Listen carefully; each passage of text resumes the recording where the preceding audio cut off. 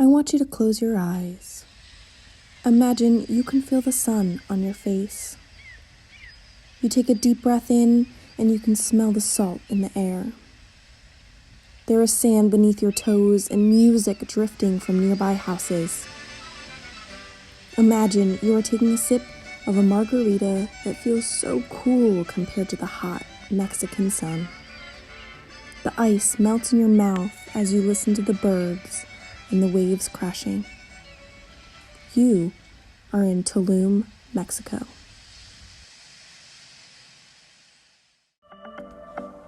Welcome to Window Seat, the podcast for young travelers to get their rundown on great trip destinations. I'm your host, Julianna Beauvais, and today we are taking a journey south of the border to a beautiful beach town of Tulum, Mexico. In this episode, we are visiting Tulum, Mexico, and later on we'll be speaking with Erin Mehl about her experience there. But first, I want to give you a little overview about how I got to Tulum and what my stay was like. So Tulum is a relatively small city. It's very beachy vibes, and it's south of Cancun. I flew out of the Philadelphia airport because that's where I live, and I had a direct flight to Cancun. To get to Tulum, it's about a 2-hour bus ride from the airport, and the ticket was only about $9. The bus was nice. I think I remember they played Jurassic Park in Spanish, which was kind of fun. I'd never seen the movie before. You'll only make one stop on the bus in Playa del Carmen, which is about the halfway mark. I didn't get out in Carmen, but a lot of people do, and there's a lot of amazing things to do there. So if that's something you want to do, I definitely encourage you to. When I arrived in Tulum at the bus station, I almost immediately got into a taxi to my Airbnb. The taxis in Tulum are a little bit on the expensive side, but I decided to do it anyways because I had all my luggage and I wasn't exactly sure where I was going. After making my way to the Airbnb, I realized that it was one of the best choices I ever made booking this Airbnb. It was beautiful, and to this day, one of my absolute favorite B&Bs that I've stayed in. We had a pool, beautiful house, a bathroom, shower. It was 1 bedroom with 2 beds, a pull-out couch. It came with filtered water for us, lots of pantry space, a fridge, everything you need for a longer stay at an Airbnb. And because I was there at the off season in August, it was only about $25 a night, which was really, really great, especially because we split it amongst a couple friends. My favorite part of the Airbnb was the outside of it. We had a hammock, an in-ground pool, pool seats. It was beautiful. We had lots of lizard friends too, flowers, seating area with an umbrella. It was absolutely beautiful and so relaxing. We really felt like we were being pampered there, even though it was only $25 a night. Let me break down some of the prices for you and explain some of the things we did right off the bat to save money while in Tulum. The first thing that we did when we arrived was go to the grocery store. We took a taxi there and grabbed some breakfast food, snacks for the beach, water bottles, some smaller food items like bread and cheese and meat so we can make some sandwiches. I like to try to eat out at least once a day when I'm in another country traveling so I can experience their food. But I'm also on a budget. I'm a college student and I'm trying to save money when I go to these places, and eating out for every meal can really get expensive. So going to the grocery store right in the beginning helps so much with saving money because you're able to, pack some lunches and eat at your Airbnb or your hotel or wherever you are, but you also get the opportunity to once a day go out and experience the culture. The second thing that you need to do to save money is research public transportation in the city that you're going to. This is so, so important. Now, Tulum doesn't really have a lot of public transportation. They rely a lot on taxis, and taxis can get expensive. They rack up pretty quickly. So on the very first day, I went and rented myself a bike. Tulum is very accessible by bike. There's sidewalks everywhere, to the beaches, to restaurants, to the main strip of the town. You can do it all with bike. There is a couple places that we had to take a taxi to that were outside of city limits, but overall we biked almost everything. To rent the bike for almost 2 weeks was, I think, only about $30, which right there is only a couple taxi rides. So you're really saving a lot of money. You just have to be, able to bike ride and kind of push through, especially in the heat, but it does save you so much money. Now, this next tip is something that I absolutely swear by for any place that I've been, and especially in Tulum, and that is to not stay in a resort. When you stay in a resort, you end up not being able to see a lot of the culture and a lot of the town, and you end up spending a lot more money than you need to. So I suggest getting hotels, getting Airbnbs, staying in hostels, just being able to put yourself in the community and experience it authentically. You end up saving so much money. Now in Tulum, it's very resort heavy. There's so many of them lining the beaches. It's a very popular place to stay in a resort. What I suggest doing, and what I did do when I was there, if you want a luxury day at a resort, which we definitely all want and need every once in a while, is to buy a day pass. A lot of these resorts offer them, and it's a way for you to go into the resort, experience all the luxuries of it, and only spend a little bit of money. So the resort that I ended up staying at had a day pass that was about $20, and you can use their beaches, you can order food, you can sit under the umbrellas that they have. It's very nice, very pretty. They make it really, really nice for you. And the resort that I stayed at, actually, you didn't have to pay the $20 fee if you bought food and drinks, which I ended up spending more than $20, but it was totally worth it.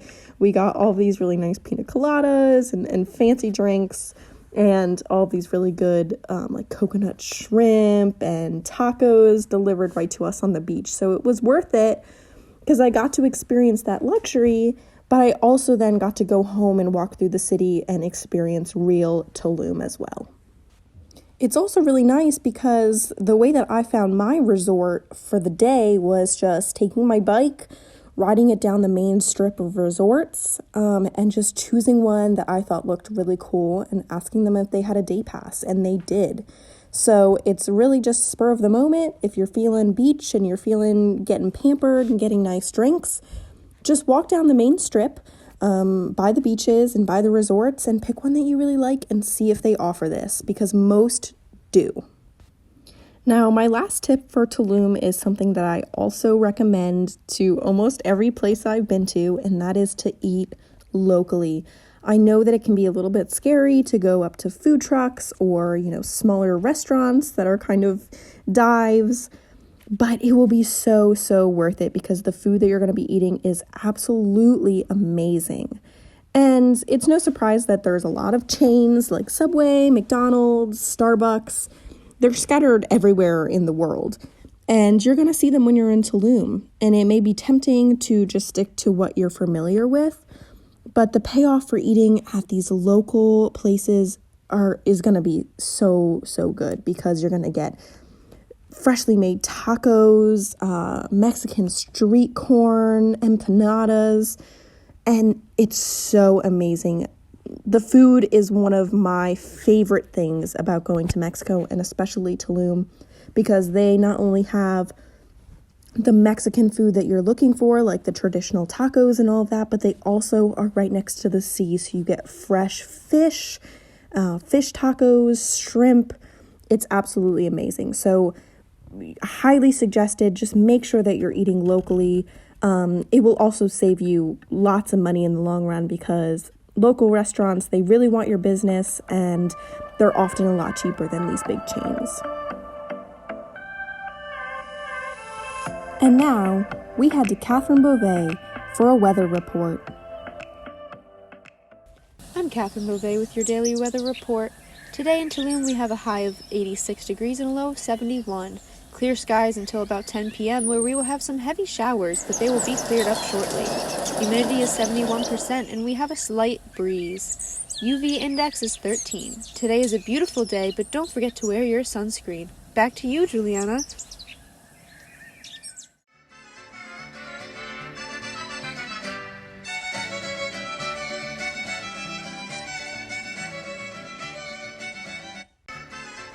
Okay, so I have Erin here with me. She's one of my friends, and she came to Tulum with me last August. Welcome, Erin.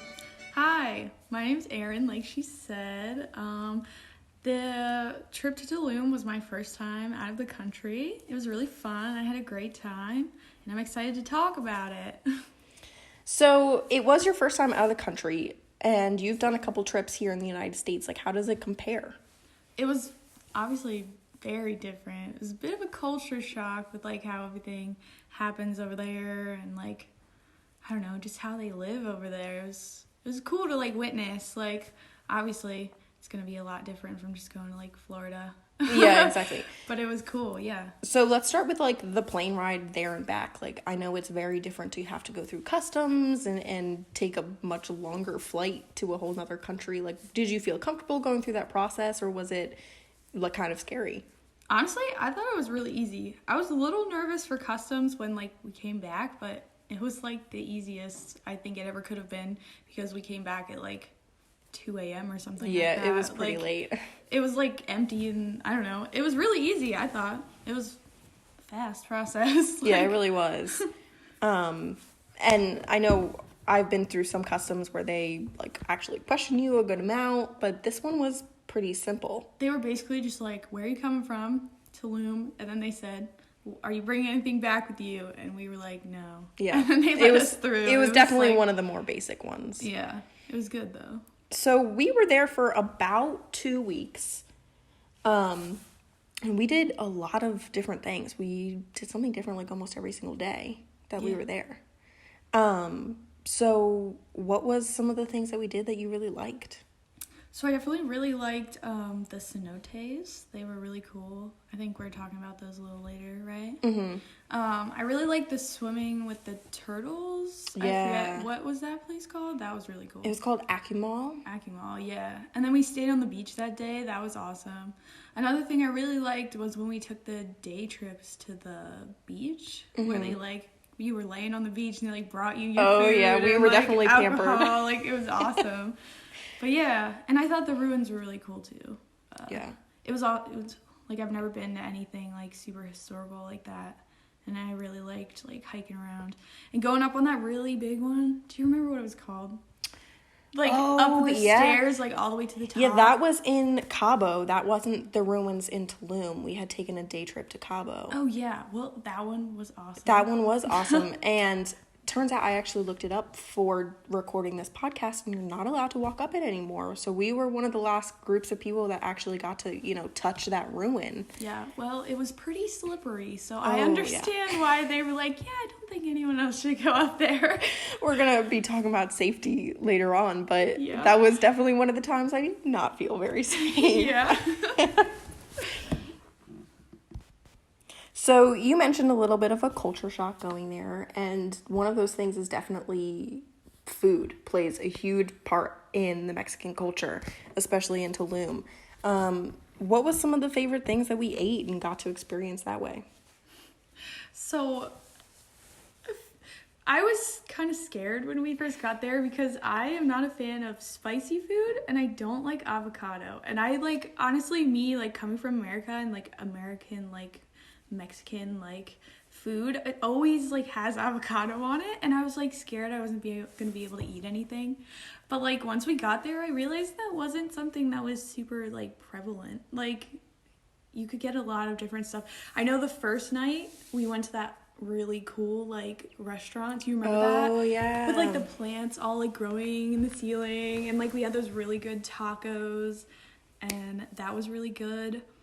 And then we found the food truck place where it had like all the different kinds of food, and they had like live music and like all that kind of stuff. Like I thought that was really cool. Yeah, so the first night when we first got there, we had just gotten off the plane and found our Airbnb and settled in a little bit, and then we went walking in the main strip of Tulum to find a place to eat, and it was pretty late, so a lot of places were closing up, but there was one that was open, and it was a farm to table like taco place, and it was so good. I don't know if it was just because we were starving or it was because it was actually good, but we sat there for, I would say, like at least an hour, 2 hours. We got drinks. I know we ended up getting dessert too, and it wasn't that expensive at all. You know, you go to a farm to table place around here, you're gonna drop at least $100. I was definitely like, the whole time I was like surprised at like the prices of things. Oh yeah.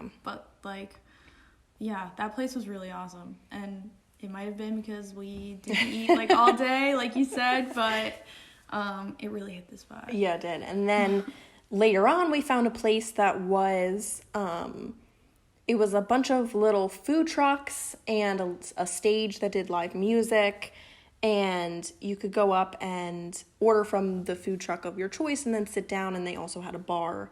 And I know the first night that we went there, they were having a deal on sangria, which was really nice. Yeah. And that place was really good because it was locals that ran it, and made all of the food in the food trucks. And I know that they had more options than just Mexican cuisine. Yeah. It was, you know, they had a pizza place, I think, and they had a Thai place.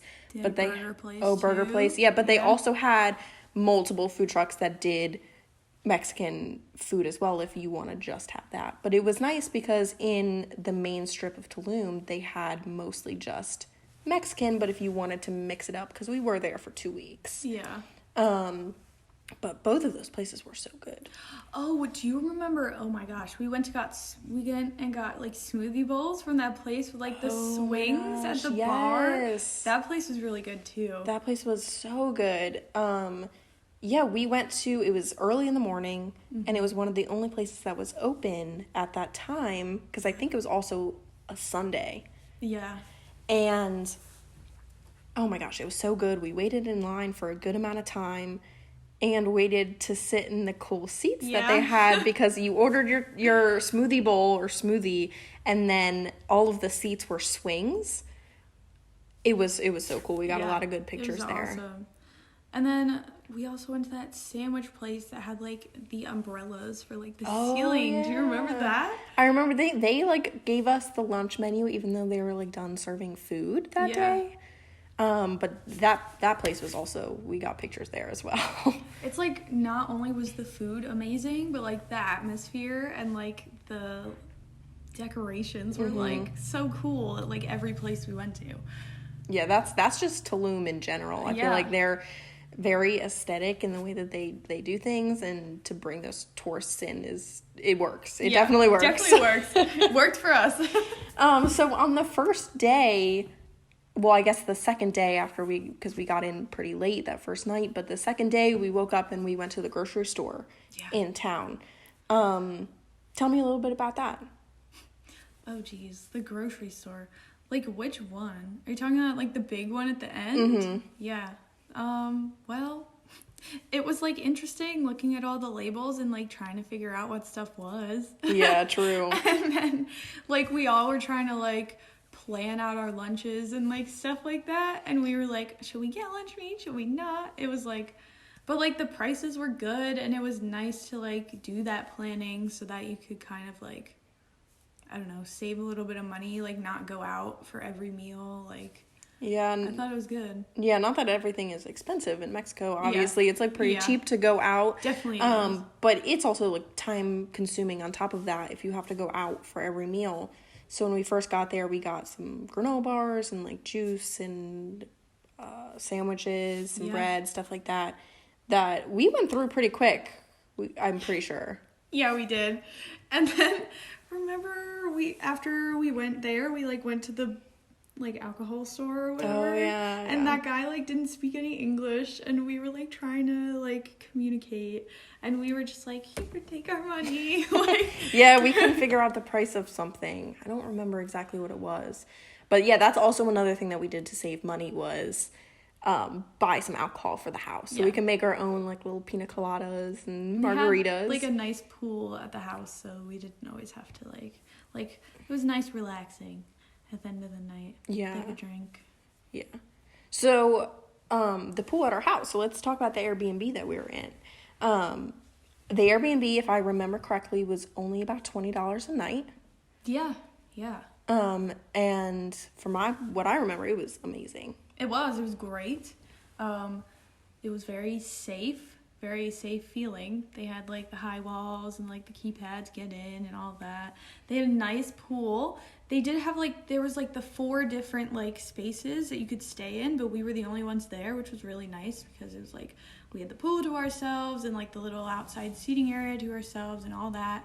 And like, I thought it was really nice. The inside was, I loved the countertop, like the tile, like very colorful. It was nice. Yeah, so the place that we were at was a 1-bedroom. It had 2 beds, and it also had a pull-out couch. Yes. And a small little living room and a small kitchen. It wasn't very big, and we were a little bit crowded for 4 people, but it wasn't that big of a deal. We weren't there that much, and when we were also outside. Yeah. Because within our, little gated community that we were in, we had the pool to ourselves. It was a small pool, but it was so nice. Yeah. And they had the hammock outside. I liked the hammock a lot. Yeah, the hammock was really nice. And included in the $20 a night for this place, cleaner came every day for the pool. Yeah. And it included one of those really big containers of water for us. Oh, yeah. And that lasted us almost the whole week, right? Or the whole time we were there. Oh, yeah, except for the last couple days. Yeah. Which was really nice. Yeah, that was nice, and it was a hassle to get the new one. Yeah. But we managed. Oh, man. So when we ran out of water, because you're not supposed to drink the water when you're there. Yeah. And that's not just a Mexico thing. That's just an anywhere thing because it messes with your stomach a little bit. Yeah. Just because we're not used to it. And so when we ran out of the, filtered water that we had in the big container, what are those called? The big things. They're like the things they have in like the corporate centers. Yeah, like the big jugs. I don't know what they're called. I don't know. It was really big, huge jug, and let me tell you how difficult that was to carry back to our house when it was full. When you're traveling on a budget, there's definitely going to be some funny moments, to say the least. And it's like they had those jugs like at every like gas station. So it's not like, I feel like even like people from Tulum were drinking like the filtered water too. Oh yeah. So we had to get it. Yeah. We like carried it almost all the way back by ourselves, and then we had to get the taxi for like the last little bit. It was so heavy, and me and Erin, we tried to carry it. It was only like 3 blocks away. It was really close to our Airbnb. And we could not make it. It was so difficult. And I know we tried to roll it. That didn't work. We were just struggling so much with this. So then we ended up paying a taxi, like, I don't know, like literally just 5 pesos just to drive it, like, I don't know, like 100 feet up the road. We could like see the entrance to our Airbnb. We were just like, nah. We couldn't do it. It was very funny. We should have recorded that. Yeah. Oh, jeez. So one of the things that we did was go to a lot of cenotes. Do you want to explain to me what that is? Sure. So if I remember correctly, cenotes are like natural springs that like kind of an opening kind of like caved in to these springs, and like they're really like cool, clear, like amazingly clear, like water, like they go through caves, and like there's all different kinds, and like it was really amazing to see. Oh yeah, it was definitely something that I personally have never experienced anything like that before. Yeah, going to Tulum, that was crazy. Yeah, and it is these cenotes are specific to that region of Mexico. Yeah. They're very rare throughout the whole world, and they're everywhere in the Tulum area. You gotta find, like, the good ones. Oh, like, yeah. It's kind of a hunt to find the good ones, because, like I said, they're kind of like a cave-in, like, in these natural spring areas. So sometimes they'll just open up in, like, people's backyards, and they'll just start, like, charging people to, like, go into their backyards and, like, visit these cenotes. And, like, sometimes that's just, like, how people make their money. Yeah. Yeah. I know one of the first ones that we had went to was in somebody's yard. Yeah. And it took us a while to find. We knew it was there from the internet, but it didn't give us, like, a specific address, because it's not a real, like, business. Yeah. You know, it's literally just somebody's house. It was like a travel blog that we found it on or something. It was like kind of a hole in the wall. Like, it was very cool. Yeah. And we paid the guy, I think it was 5 pesos a person. Yeah. And then we just walked maybe like half a mile onto his property. And he had just built this little trail all the way back. If we're thinking about the same one, that was my favorite one. The one where we did the jump. Yes. That one was my favorite one. I loved that one. So explain that one to me. What made it so cool? So basically, it was like, I don't know, it was like a 12-foot like drop or something into this cenote, which was like really far, like 12 feet, I said. I think it was even higher than that at some points. Yeah. So there was like the big main opening, and he had like a big ladder coming out of it, so like you could get out. And there was also like this rope like swing like down in the water, so you could jump into like the big opening. But then also there were like these two like smaller, they were like literally the size of like, you had to like wrap your arms and like you had to do like a little pencil dive. Yeah. And like they were like these little openings, and they were like farther back in this like cave system that like was from the spring. And like it was just so cool, because literally you just see a sign like on a tree that said like jump here, and it was like an arrow to like these little holes. That one was definitely my favorite one. Yeah, that one was probably one of my favorites as well, because it was more cave-like. Yeah. Because I know that we have gone to other ones on that trip that were not cave-like. They were more like a big pond. That, you know, scuba divers could go deeper in, but we were just not really in a cave. Yeah. We were just in like a what looked like a pond. But this one was like a full-on cave that you had to jump into. Yeah. I mean, you could go down the ladder. Oh, but right. Who wants to do that? Nobody wants to do that. You have to jump in. It was just such a rush. Like, I've always wanted to do, like, cliff jumping. And it was, like, basically, like, close to that. Yeah, it was a little so bit cool. less than that, but Yeah. definitely gave you, like, the same thrill, because you were jumping into a cave, too, which was, it was dark in there. You couldn't really see what you were jumping into that much. And when you got in, you realized that it went so much deeper back than you saw from the opening. There were actually scuba divers there. Do you remember that? They were, like, coming up. You had to be careful not to, like, jump on them. Yeah, I think there was only 2 scuba divers at that place. And I know that in a lot of cenotes, there is, like, really cool things to see at the bottom. Because back in Mayan culture, they saw these cenotes as, like, holy places. And so they would often sacrifice virgins in them, which is a little bit concerning. But they would also throw like gold coins and things into these, what they thought were kind of like wishing wells in that way. Yeah. So scuba divers often go down and they can see, you know, human bones and all of these things that are protected. You're not supposed to touch them, obviously. Yeah. We didn't do anything like that, but just going into the caves was crazy cool. Yeah, there was that one, the first one we went to, that was like the biggest one that you like swam through the caves and all that.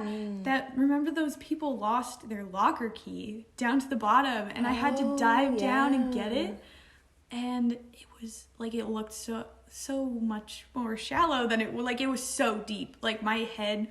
Like, you know when you get really deep down, and then, like, it hurt my head, but I got their locker key, and I gave it back to them. Yeah, no, I remember that, because the thing that you don't realize about the cenotes is, like, how crystal clear this water is. Yeah.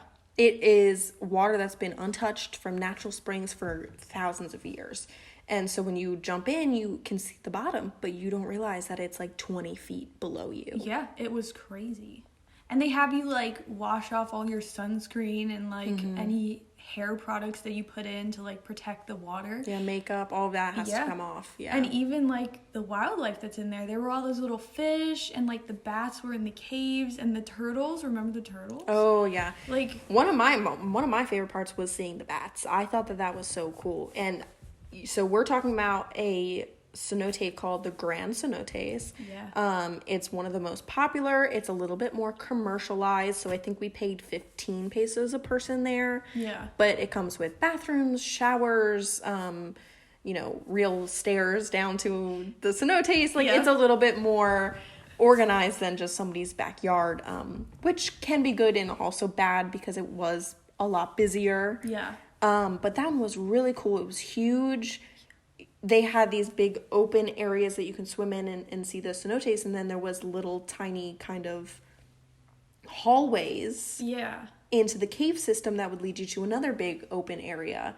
And so when you swam through, it was like dark and there was bats all around you. Yeah. And they were like, the little fish were so cute. They'd like come up to you and kind of like nibble on you. I don't know.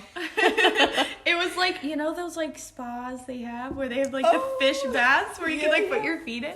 It was like that, but it was much cooler. I remember that really freaked out one of the tourists that were there. Yeah. She did not like that. Don't touch me. Yeah, when you go into these cenotes, you're definitely going to run into some wildlife. That's for sure.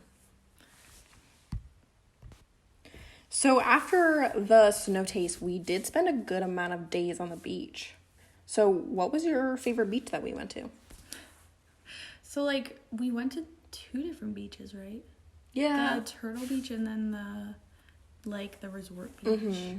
So we did, like, day trips to, like, this resort beach, and that was really cool because it was relatively cheap, and we didn't have to, like, stay in the resort to go on the beach. And it was like you could just go on the beach, and if you bought like food or drinks, you didn't have to like pay for the day pass, right? Yeah, and there was free beaches that you could go to along. There's like a beach strip. Yeah. In Tulum, and there's entrances to parts of the beach that are free, and then there's also entrances to these resorts that they have all along this road, and usually, I mean, it depends on the resort, but most resorts offer something of a day pass. Yeah. And the one that we chose, and I remember we chose to go to a resort for 2 reasons. Yeah. We wanted to experience a little bit of luxury, which we definitely did. Definitely. And during the time that we went, which is during the summertime in Mexico, there's often a lot of seaweed, yes. So if you go to the free beaches, you're going to be swimming with the seaweed, which it doesn't harm you. It's really not that big of a deal. Yeah. But when you go to a resort, they often rake all that seaweed out of their section of the beach. And you could like see the like big trucks and like tractors going along the beach like every, I don't know, I would say like every hour. Like there was a lot of seaweed. Like the free beaches, it like kind of piles up like before the ocean, and then like at the resorts they rake it, like you said. Yeah. So both of those things to us made it worth it. And honestly, it's still pretty on a budget. Like you can still do this. We went back, I think we went on this beach for 3 days. Yeah. But you can just do it for 1 day. And again, I think it was about $20 a person for the day pass at this place. We parked our bikes. They had areas for us to lock them up. And then like you could either sit like directly on the beach, or they had like the kind of couches like under the umbrellas. And I think it was like, I don't even know how much for like the bed. Do you remember? I don't think it was that much. Yeah, because we all like split it. Yeah, we split it. I honestly think for like the little couch bed situation with the umbrella was maybe like 40 pesos, which is not that much. Yeah, especially if we all split it. Exactly, it was the 4 of us splitting. So if you are solo traveling, then it will probably be a little bit more expensive for you. But we were able to make this work. Yeah, plus, like you talked about before, we took the bikes. So that was cheaper. We, like, rented a bike for the whole time, and we just took that instead of the taxi. Yeah. So that saved us a little money. Like, we made it work. Yeah, it was not far from our place. I would say it was about a 20-minute bike ride. Yeah.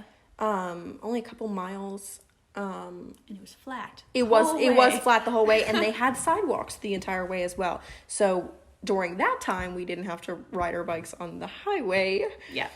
But we did have to do that when we were finding some of the cenotes. But Yeah.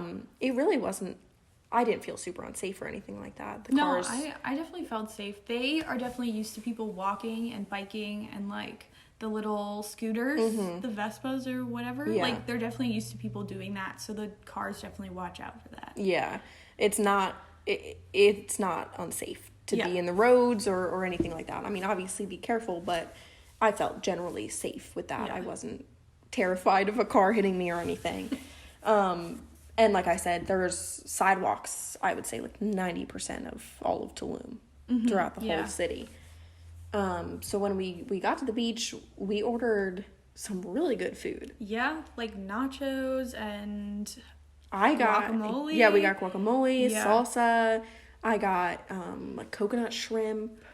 yeah. Those were so good. Speaking of coconut, my favorite drink came in a literal coconut. Do you remember yeah. that? It was like Coco Loco or something like that. Oh yeah, the drinks there were so good, and because we were buying the food and the drinks, we didn't actually have to pay for the day pass there. Yeah. It was like a either or. Yeah. So we ended up paying more than the $20 day pass It's because definitely worth it, though. Yeah, we ended up getting a couple drinks. But it was awesome. And like Yeah. the luxury, definitely them like bringing the food to your little bed table situation. That was, it felt very nice. Oh yeah, they really pamper you there, that's for Yeah. sure. So if you want to feel pampered, want to take a relaxing day, this is where you go for sure. Yeah. But it was so much fun. I know that we got some shells, we got amazing Coral? pictures, coral. Yeah. Yeah, these were the relaxing days in between our long bike ride days, Yeah. which I know was your least favorite part. I did not like the bikes. I don't do well in the heat. And it was very hot. And it was like hot and humid. And even though it was like flat, I don't know, I'm just not in the best shape, I guess. And the bikes were like not my favorite part. But it was definitely worth it to like save money there so we could like do other stuff with our Exactly. money. Like it was definitely worth it. Yeah, it was worth it. I will definitely give it to you. It was exhausting. Yeah. You did great though. You were trucking along. I enjoyed the bikes personally. I know that it was really hot, but I've been to Mexico in the summertime before that, so I think I was a little bit more prepared for the Yeah. heat. But you know, we did go in August, which again saved us so much money. So that Yeah. $20 a night Airbnb that we were in would have probably been $90 a night Yeah. in December. Yep. So, because everybody wants to travel to the warm places when it's Exactly. freezing here in America. Yeah. So it saved us a lot of money, but yeah, it was definitely exhausting. We definitely probably needed to hydrate a little bit more than we did Yeah, with probably. water and not alcohol, but It's okay. No one like fell off their bikes Oh, or we were anything. good. We were good. So we were good. So one of the more adventurous and kind of risky things that Yeah. we did while in Mexico was we ended up getting tattoos. Yeah. Which a lot of people back home, We're not too yeah, keen they about. definitely recommended that we did not do this, but we did, and it was honestly an amazing experience. Yeah, it was like my first tattoo. First time out of the country, first tattoo. Yes. Whoop whoop. But like, it was my first tattoo and I felt very comfortable. The shop was super clean. It was called Ink Tulum with like a 2 instead of like Tulum. Yes. It's play on words. Cool. It was a tiny little shop. Yeah. It was Family run. family run, one big room. And the guy who owned the place was the person that tattooed us all. Yeah. And it was not my first time getting a tattoo, but it was your first time getting a tattoo, and it was also my sister's first Yeah. time getting a tattoo. And let me tell you, it was definitely the cheapest tattoo I've ever gotten. For sure. I got a tattoo on my ankle that was fairly decent size, not super tiny. Yeah. It took probably about 30 minutes, 40-minute tattoo size for mine, and including tip, it was only about $50. Yeah. So I got a tattoo on my side, like my side rib cage area. It's pretty big. It's about the size of my hand, like full length. He's like a little skeleton boy. The tattoo was only $78, and then I tipped him really good because I thought it was amazing. It was my first tattoo, and I was really excited for it. And it probably took like about an hour for mine. But I was the first to go because everyone was like, I don't want to go first. I don't want to go first. Yeah, we made you go first. And I was like, yeah, I'm going to go. I'm going to do it. And it was like really cool. It was really fun. Like, his wife and kid were there, which, like, I don't know. It wasn't a bad thing for me. Like, I was fine with it, but like, it was a little weird because I was in my bikini top, laying on the table. Yours on your and, side. Like, his like daughter was right there, and she was like kind of young, and I was like, avert your eyes, child. Yeah, I think she was probably about like 3. Yeah, but she was super cute. She was super cute, and they were very respectful. They weren't like staring at you as you were getting your tattoo or anything. Like, but yeah, it was an awesome experience. I would love to go back. Not only for the price, but he was really good, like, with the tattoo as well. Yeah, he was so good.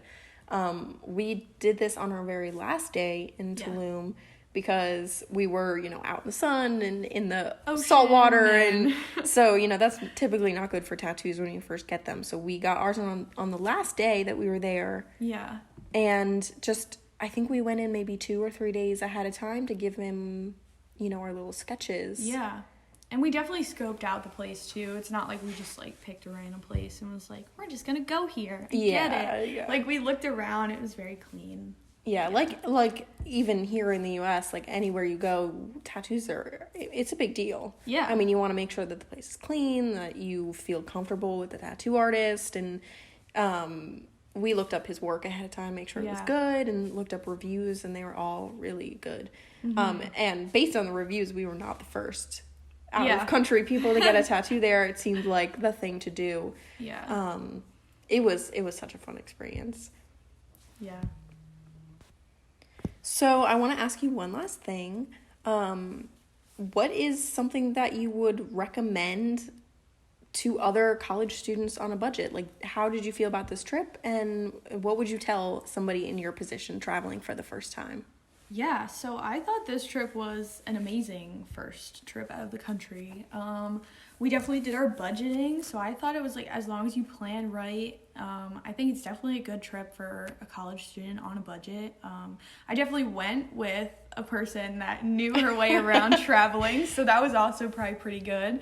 I think the thing that I would definitely recommend was the cenotes. 100%. I think that was pretty much the best thing that we did.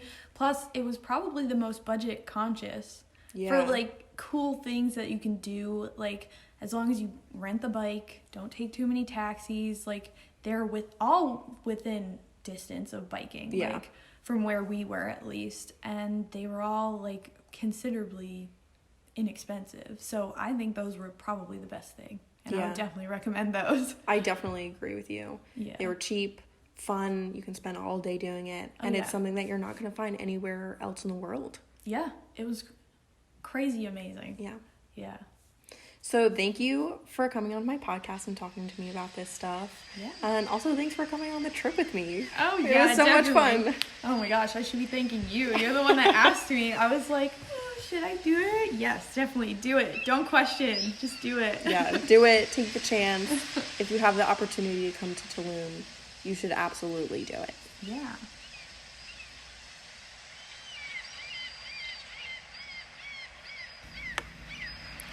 Thanks for tuning in this week for my Tulum trip. Join me next week for a classic American road trip to one of the best and most underrated national parks. This has been Window Seat, and I can't wait to take you on another journey.